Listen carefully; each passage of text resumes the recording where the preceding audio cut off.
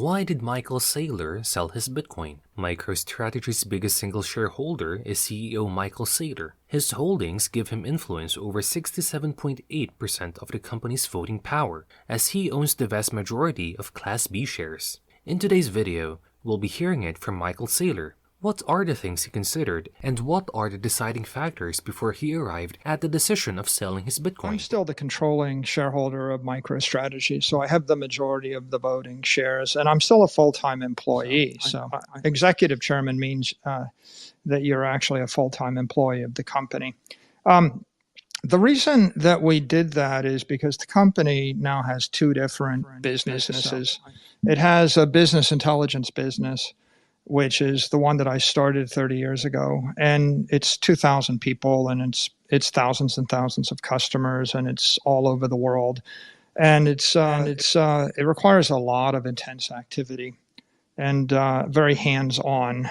Like you're doing thousands of deals every year, and you're hiring and firing hundreds of people or more. And you're responsible for thousands of partners, thousands of customers, thousands of employees and the like, and you have to be very laser-like focused on that business. And we can't not do that.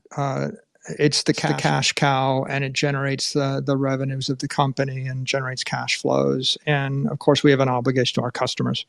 The second business that we have, though, is our Bitcoin strategy, a pretty novel new business strategy. And that's also a full-time job. Keeping up with Bitcoin, educating on Bitcoin, and then working through the capital markets issue of Bitcoin and the communications of it requires a lot of intensity. So the reason that we did this, and it was my idea to do it, is it was good for the business intelligence business to have a full-time hands-on leader, and that's who Phong is. It's also good for me to be able to focus all of my efforts on Bitcoin without creating the appearance or the actual circumstance where I'm not paying attention to the core business intelligence business. And this way we can have our cake and eat it too. I think Phong is very good at what he does, and it was natural career progression for him. And it's a natural career progression for me to focus upon our Bitcoin strategy and Bitcoin in general. But can you articulate a little bit? So, I mean, first of all, our strategy is acquire and hold Bitcoin, and that's the corporate version of stay humble and stack sats. So we're going to continue to dollar cost average at the corporate level into Bitcoin, and the agenda or the goal is just to continue to build a larger and larger Bitcoin-backed treasury. And you can read that in our filing. There are a few moving parts on this, right? If it was as simple as we're simply going to sweep our cash flows into Bitcoin, same as just saving your excess salary in Bitcoin year after year after year for 30 years running. And it's very simple.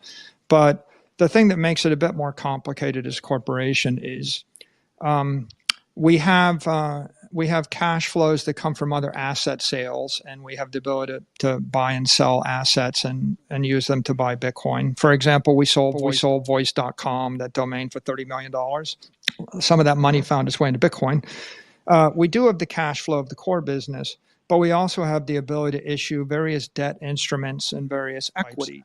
So, the debt could be convertible debt, it could be senior secured debt, it could be any other kind of secured debt. In fact, we did a Bitcoin-backed loan, we did a junk bond that was secured, and then we did a couple of convertible debt offerings. And then, of course, we can issue equity, and the equity gets issued, but the most straightforward is an at-the-market shelf registration, where we have the ability to sell equity into the market from time to time. And we had $1 billion at-the-market shelf registration last year, and we sold $1 billion of that equity at prices in excess of $700 a share.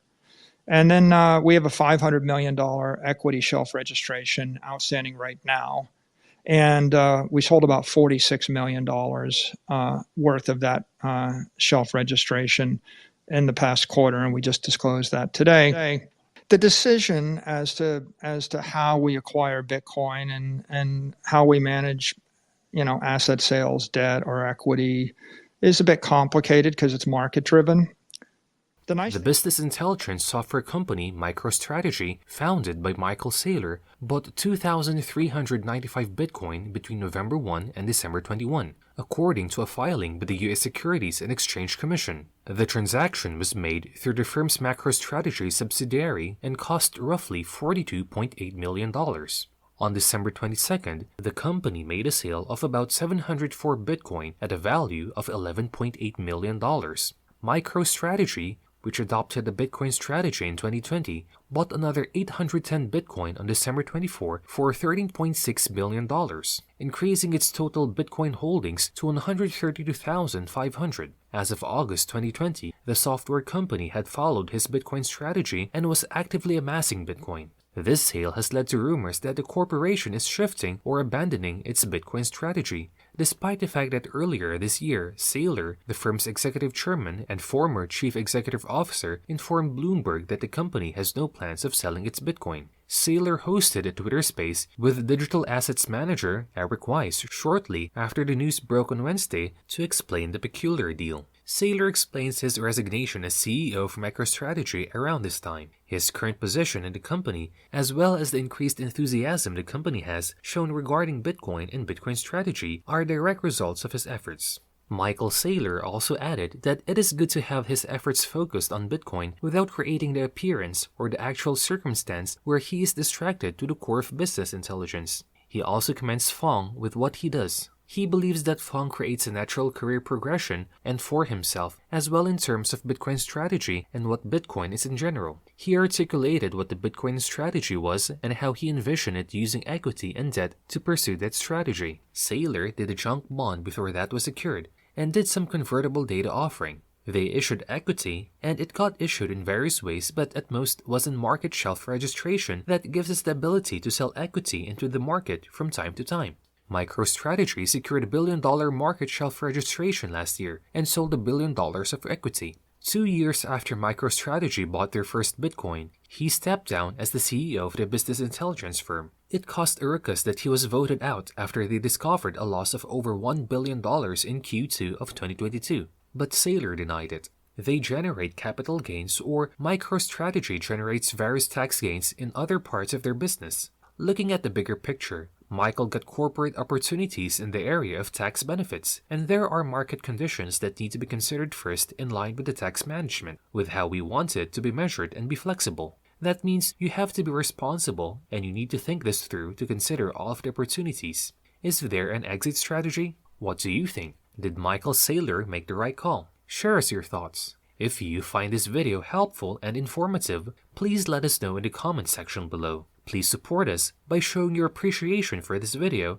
and give us a big thumbs up and subscribe to our channel. If you want to be notified when we release a new video, click on the notification bell to be up to date on everything related to crypto and finance. That is it for today's video. This has been Diversified Streams. Thanks for tuning in, and see you in our next video.